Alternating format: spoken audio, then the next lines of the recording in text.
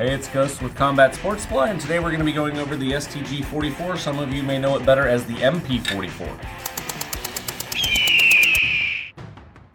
The STG44, which is an abbreviation for Sturmgewehr 44, was developed in World War II. Sturmgewehr translates as assault rifle, which is where that name comes from and why we still use it today. Being the first successful assault rifle in the world, we have now modeled all further assault rifles off of this basic design, and that's why we keep the name around. The AK was largely inspired by the STG.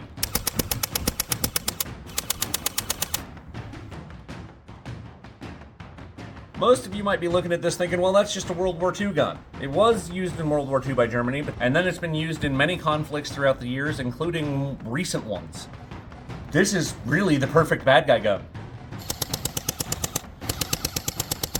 So why was this thing even built? The gentleman that designed it wanted to bridge the gap between SMGs and what are now referred to as battle rifles. Most rifles of the era were designed to shoot 1,000 yards at a target or farther, and SMGs were mostly for city fighting or very close quarters combat. This was actually designed to function at about 300 yards on fully automatic and 600 yards on semi-automatic. Primarily needed for countering the PPSH by the Russians.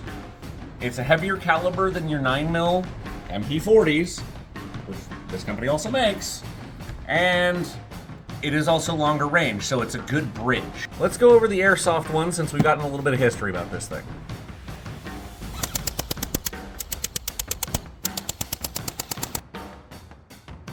They're primarily manufactured by AGM. Actually, I think they manufacture all of them. They may be marketed under numerous other names, but they're all going to be made by AGM. Let's see what's in the box.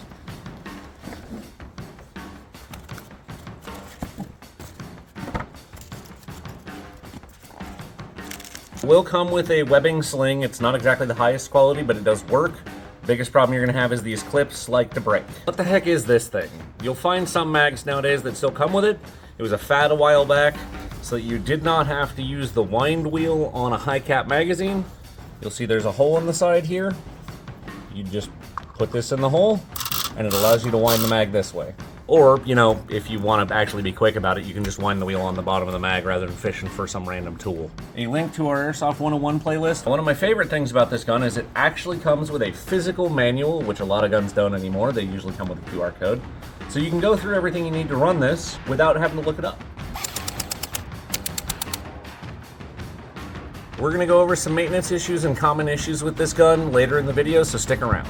So how good is it? Well, we're going to go over it today, butt to muzzle. So starting with the stock on the STG44, you've got reinforced metal plating around the corner, so you're less likely to bang it up because it is real wood.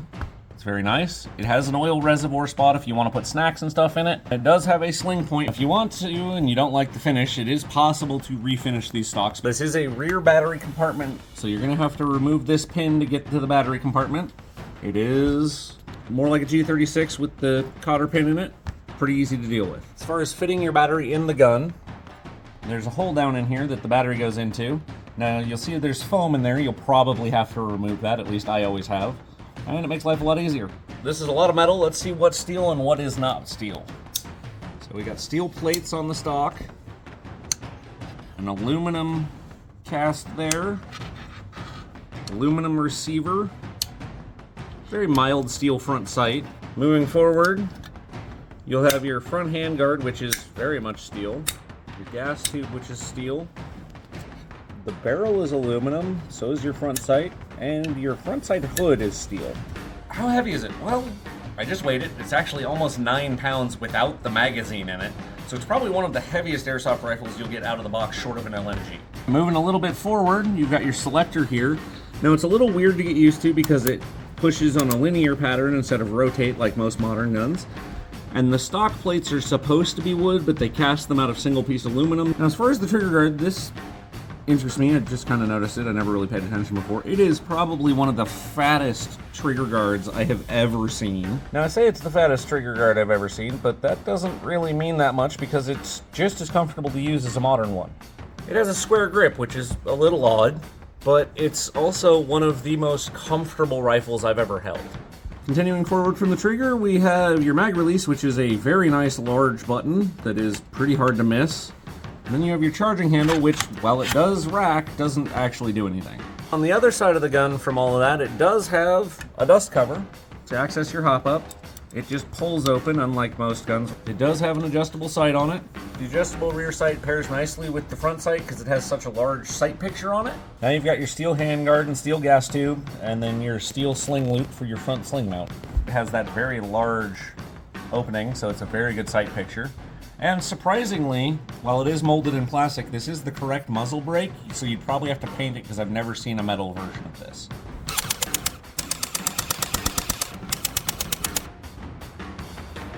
Alright, let's get into the internals of this thing.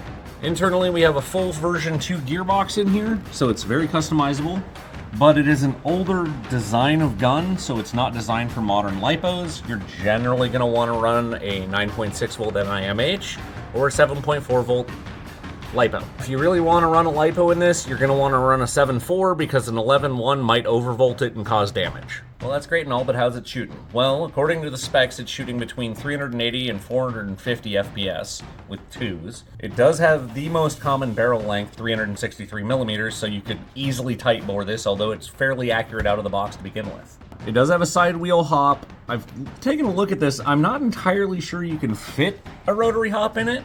You might have to Dremel some stuff out, but it would be nice to be able to upgrade that. You may not even need to.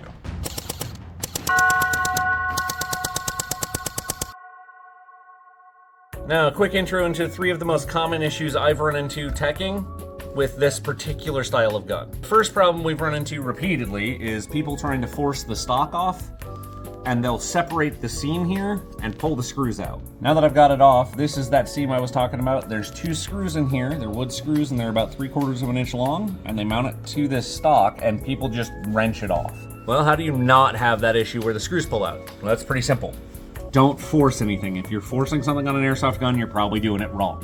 The second most common issue, number 2 here, is this little brass bushing in here is designed to mount your pin flush, and people tend to knock those out without realizing it, and then the stock wobbles like crazy and it's a bit of a pain. The third issue you might run into with this rifle is this handguard. You can't just carry this around by this handguard. It is press fit. If you just continually pick it up and carry it by this, it will pull loose and you'll have to hammer it back together and it will never fit properly again. Easiest way to avoid getting this thing to come loose is either grab it down here, or if you're gonna pick it up by your front sling mount, and then just make sure you're holding it in 2 hands. Now the big thing is you never want to pick it up like this. It will pull loose, it causes all sorts of issues.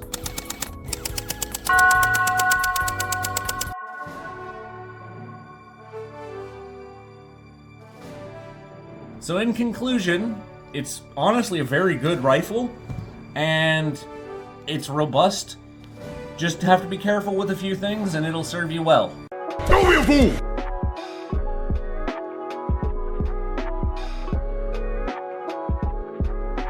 Please like, subscribe, comment if you would like to. If you have questions, we'll see you in the next one.